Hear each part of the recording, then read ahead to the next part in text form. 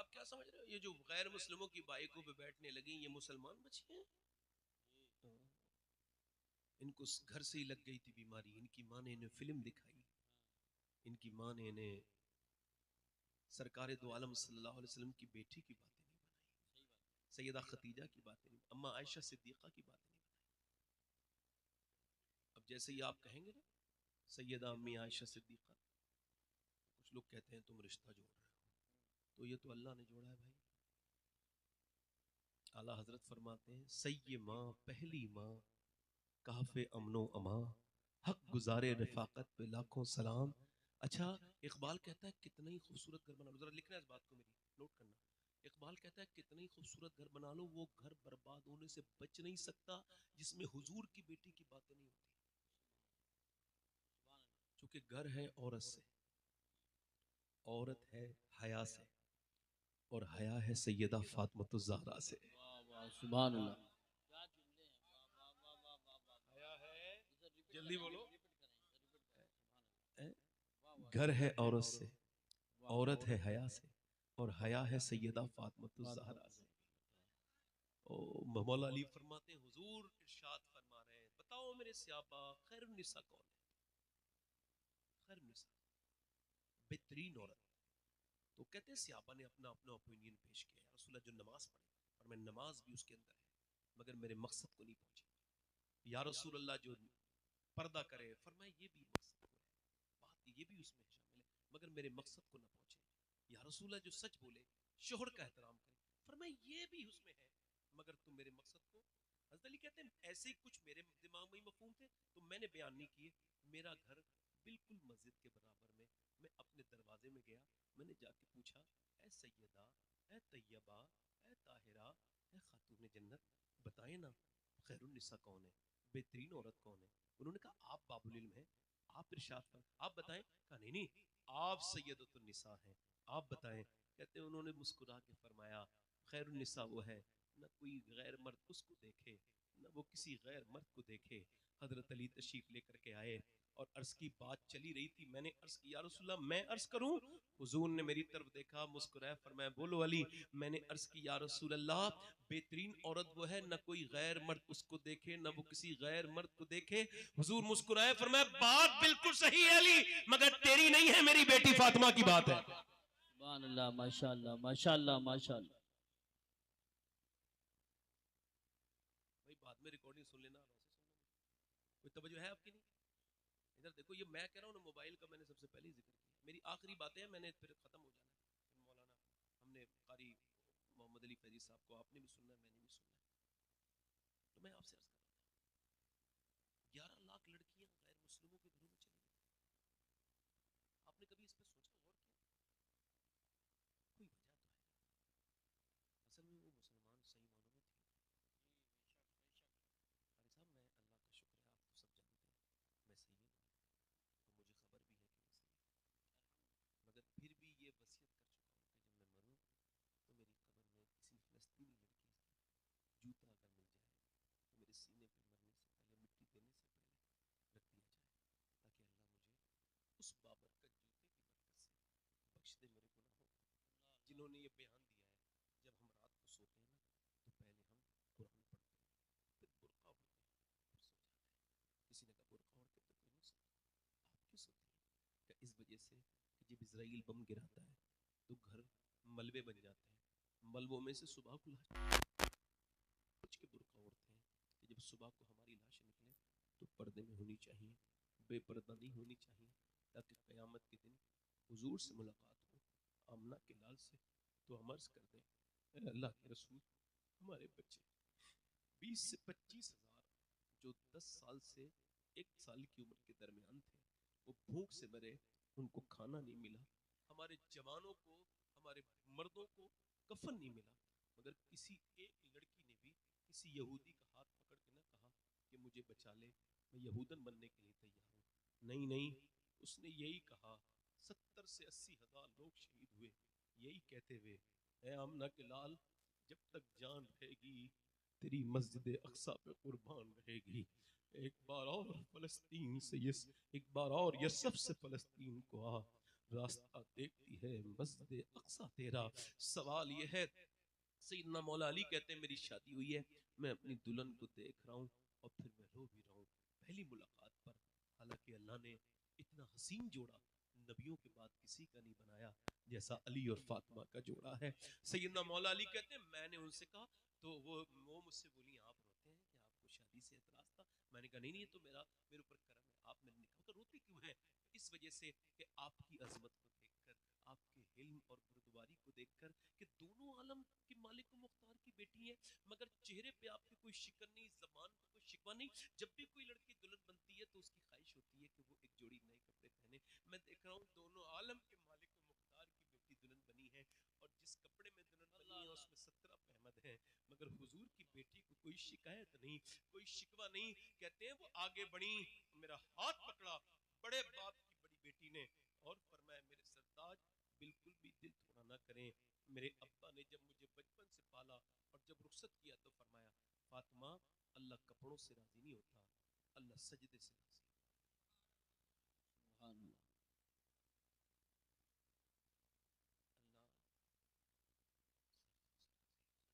اللہ میری بہنیں سن رہی ہوں گی, میں اے بھائی بات نہ کرو, بڑی مہربانی آپ کی, پیر نیچے کر لو, بڑی آپ کی مہربانی. میں آپ سے بڑی, میں آپ کا خادم, آپ کا غلام, آپ کا نوکر, آپ سے گزارش کر رہا ہوں بات نہ کریں. خدا کے لیے انسان کے بچے بن جائیں, کامیاب ہو جائیں گے. توجہ کر رہا ہوں آپ سے, انسان بننے میں بڑی دیر لگتی ہے. غالب نے کہا تھا اگرچہ دشوار ہے ہر کام کا آسان ہونا, آدمی کو بھی میسر نہیں انسان ہونا. انسان بننا بڑا مشکل کام ہے.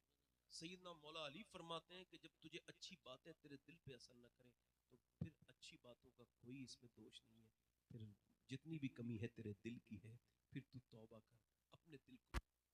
لاس بات آخری یہ ہے میرے بھائیوں, میرے دوستوں, اپنی بہنوں کو سمجھاؤ, اپنی بیٹیوں کو سمجھاؤ کہ وہ سیدہ خاتون جنت کو فالو کریں. ان بمبئی کی ناچنے والی عورتوں کو فالو نہ کریں جنہوں نے ان کی آستینیں آدھی کروا دی, جنہوں نے ان کے جسم پر لباس ٹائٹ کروا دیے.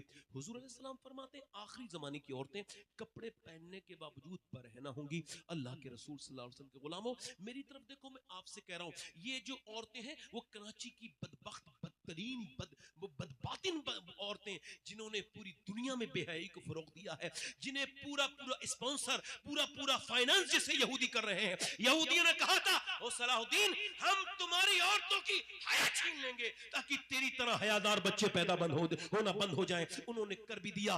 میں کہتا ہوں میری بہنوں تمہیں اب دو آپشن ہے تمہارے پاس. ایک آپشن وہ ہے بے حیائی کے ساتھ, بے غیرتی کے ساتھ, وہ فٹنگ کے لباس کے ساتھ بمبئی کی عورتوں کی نقل کرو تو انہی کے ساتھ جہنم میں جاؤ گی. اور ایک آپشن یہ ہے کہ اگر پردہ کرو گی, اگر نماز پڑھو گی تو قیامت کے دن نبی کی بیٹی تمہیں اکیلے نہیں جائیں گی, تمہیں بھی اپنے ساتھ جنت میں. سبحان اللہ, ماشاءاللہ. نعرہ تکبیر, نعرہ رسالت, نعرہ غوثیت, مسلک اعلی حضرت, علماء اہل سنت, اصلاح معاشرہ کانفرنس. سبحان اللہ. میری بات ختم ہو گئی اور انشاءاللہ پھر آپ سے ملاقات کبھی کروں گا, مگر یہ ایک پیغام جو مجھے آپ نے پہنچانا تھا, اور یہ آخری بات جو میں آپ سے کر رہا ہوں, اپنی بہنوں کو بیٹیوں کو سمجھاؤ کہ وہ پردے میں آئیں. براتوں میں دوپٹے لے کے شادیوں میں تاکہ لوگوں کو لگے جب عورتیں کہیں کیوں دوپٹہ کیوں دے رہے ہو تو کہہ دو اس وجہ سے کہ میرے نبی کا حکم ہے تمہیں پردے کے لیے. خدا کی قسم شادیوں میں تبدیلیاں آ جائیں گی. تم ایسی شادیاں خراب ہے. آخری بات میری یہ ہے کہ اگر ماں باپ زندہ ہیں تو ان کی قدر کرو. چونکہ میں نے کہا تھا میں نے 1 ہی گھنٹہ بولنا ہے, اور مجھے اگر 5-10 منٹ اوپر نیچے ہو گئے تو معافی چاہتا ہوں. اگر آخری بات ہے, ماں باپ جیسے زندہ ہیں نا تو پھر ان کی قدر کرو. ماں باپ جب چلے جائیں گے نا تو پھر تم رویا کرو. ماں ہوتی ہے. ایک آخری بات میری یہ ہے, آپ اعلیٰ حضرت کو کئی جہت سے جانتے ہوں گے.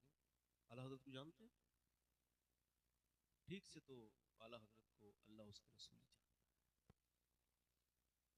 چونکہ معجزہ تو سمجھ میں نہیں آتا نا, مگر اتنا ضرور میں نے سمجھا ہے, مدینے میں رہ کر میں نے اعلیٰ حضرت کو سمجھنے کی کوشش کی ہے اپنی استطاعت کے مطابق. اعلیٰ حضرت نے ایک حج کیا اپنی امی کے ساتھ, تو وہ آپ گئے تھے. جو مجھے یاد آ رہا ہے تو بیان کر دیتا ہوں, یہ واقعہ یاد ہی آ گیا.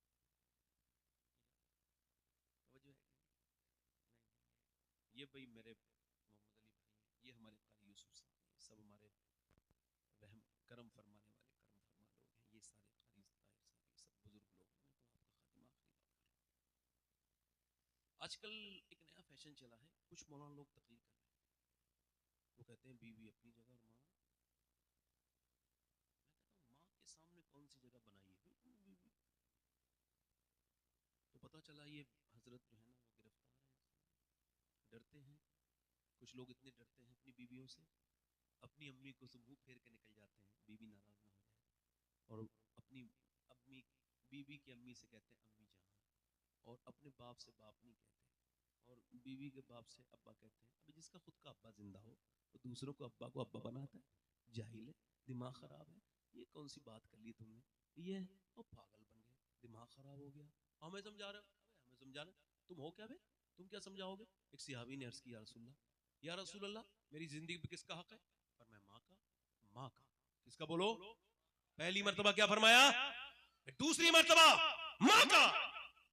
پھر پوچھنے والے نے پوچھا شاید تیسری مرتبہ نام لے دے کسی اور کا، فرمایا ماں کا. سبحان اللہ. پھر چوتھی مرتبہ فرمایا باپ کا. بات ختم. بیوی اگر مر جائے تو اس آدمی کو تو بیوی مل سکتی ہے، مگر اس کے جو بچے ہیں ان کو دوسری ماں نہیں مل سکتی. اعلیٰ حضرت فاضل بریلوی رضی اللہ تعالیٰ عنہ آپ کے بھائی حج پہ جا رہے ہیں، یہ دوسرا حج ہے قاری صاحب. اعلیٰ حضرت اب جا رہے ہیں اور وہ چھوڑنے، اب یہاں سے جھانسی بندہ جائے گا پیدل یا گھوڑا گاڑی سے تو 15 دن تو لگیں گے نا. پہلے کے زمانے میں اتنے اچھے راستے بھی نہیں تھے، کوئی ایسے راستے تھے، راستے میں لوٹ بھی لیتے تھے، سب کچھ تھا. لٹتے ہیں مارے جاتے ہیں. یوں ہی سنا کیے ہر بار کی ہم کہ حیرت حجر کی ہے، ہم کو تو اپنے سائے میں آرام ہی سے لائے اور ہیلے بہانے والے کو یہ راہ ڈر کی ہے. امام اہل سنت بریلی سے اپنے بھائی کو چھوڑنے گئے. پہلا حج آپ کر چکے ہیں اپنی والدہ کے ساتھ، اور صرف بھائی کو سی آف کرنے کے لیے زوار مدینہ بن کے گئے. اور آپ جو ہے نا وہ بریلی سے نکلے، 15 12 13 دن لگے، جھانسی پہنچے. آپ اپنے بھائی کو رخصت کرنے کے لیے جا رہے ہیں، اور بھائی ٹرین میں جیسی بیٹھے ویسے ہی اعلیٰ حضرت کو مدینے کی یاد آئی. اور علامہ ضیاء الدین مدنی علامہ ظفر الدین بہاری رحمۃ اللہ علیہ فرماتے ہیں کہ اعلیٰ حضرت فاضل بریلوی رضی اللہ تعالیٰ عنہ نے اپنی نعت کا یہ مصرع گنگنایا: گزرے جس راہ سے وہ سید والا ہو کر، رہ گئی ساری زمین انبر سارا ہو کر، چمن طیبہ ہے وہ باغ کے مرغ سدرا، برس و چہکے ہیں جہاں بلبل شیدا ہو کر، وائے محرومی قسمت کہ میں پھر اب کی برس رہ گیا ہم رہے زوار مدینہ ہو کر. یہ شعر کہا ہے امام کی آنکھیں سابن بھادو کی طرح برسنے لگی. مدینے کے عاشق کو حضور کا گنبد یاد آیا ہے، مدینے کے عاشق کو حضور کی گلیاں یاد آئی ہیں. اور پھر یہ شعر کہا: لے رضا سب چلے مدینے کو میں نہ جاؤں، ارے خدا نہ کرے.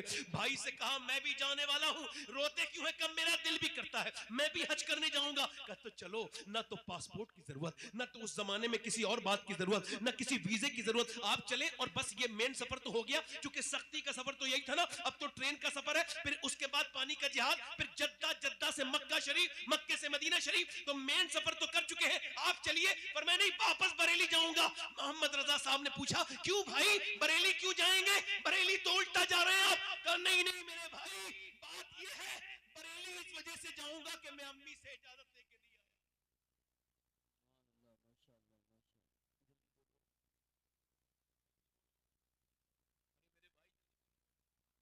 کس سے اجازت لے کے نہیں آیا ہوں؟ ماں سے. اور بریلی کا امام اس کا وقت اتنا اس قدر قیمتی کہ انجمن اسلامیہ لاہور نے خط لکھا کہ اعلیٰ حضرت کو آپ بڑے خطوں کا جواب نہیں دے رہے. آپ نے جواب میں خط لکھا کہ آپ آؤ، آ کر کے میرے ساتھ 24 گھنٹے رہو. اگر میں 2 گھنٹے سونے کے علاوہ اپنا کوئی ذاتی کام کروں تو میرا کام پکڑ لینا. اتنا وقت ان کا قیمتی ہے، ہر وقت ہر دین کا کام کرنے والے انسان. مگر واپس آئے اور جیسی بریلی پہنچے تو ماں کے خواب سامنے دو زانو اٹھا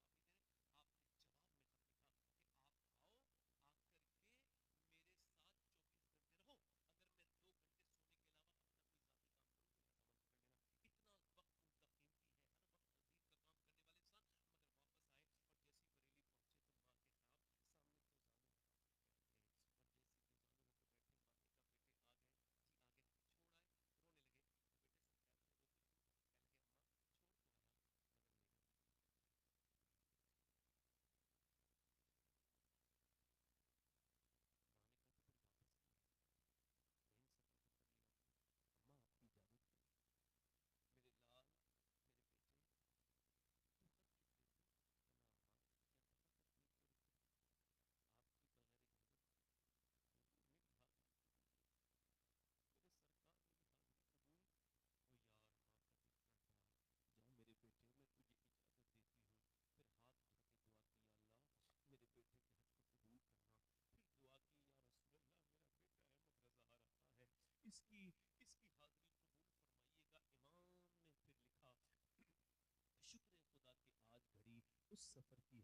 جس پر نثار جان فلاح و ظفر کی ہے.